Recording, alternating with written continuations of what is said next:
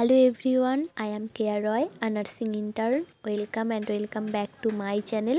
আশা করি তোমরা সবাই ভালো আছো। আর আজকের ভিডিওতে আমি তোমাদের সঙ্গে একটি গুরুত্বপূর্ণ বিষয় শেয়ার করব। তো 2024-এ যারা নার্সিংয়ে অ্যাডমিশন নিয়েছো, তো তাদের তো জয়েনিং হয়ে গেছে।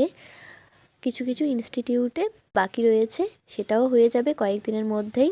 এবার যেহেতু জয়েনিং হয়ে গেছে, এখন তোমাদের রেগুলার ইনস্টিটিউটে এনটিএসএ ক্লাসের জন্য আসতে হবে।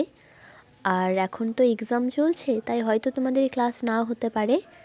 তবে 8 AM to 4 PM পর্যন্ত কিন্তু তোমাদের এনটিএসএ থাকতেই হবে।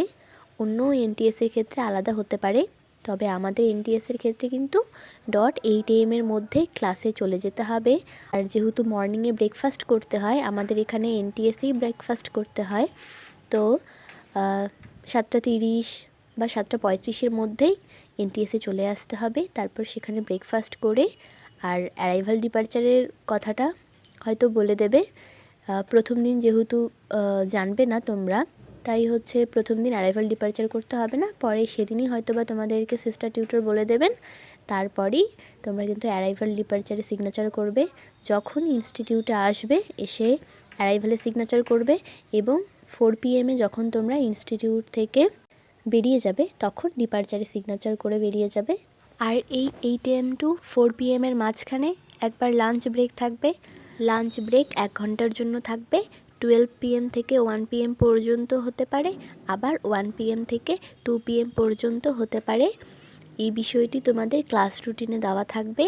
আর এই টাইমের মধ্যেই কিন্তু তোমাদের লাঞ্চ করে নিতে হবে। আর অনেকেই মেস থেকে মিল নেওয়ার ব্যাপারটি জিজ্ঞেস করেছিলে, তো প্রত্যেকটি ইনস্টিটিউটেই কিন্তু এরকম মেস রয়েছে, যেখান থেকেই কিন্তু নার্সিং স্টুডেন্টদের মিল নিতে হয়।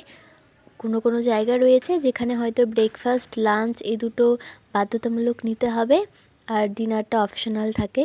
তো আবার কোনো ইনস্টিটিউট রয়েছে যেখানে 3 টাইমস মিল নিতেই হবে। আর যারা হোস্টেলে থাকবে তাদের ক্ষেত্রে তো বাধ্যতামূলক 3 টাইমস মিল ইনস্টিটিউটের মেস থেকেই নিতে হবে।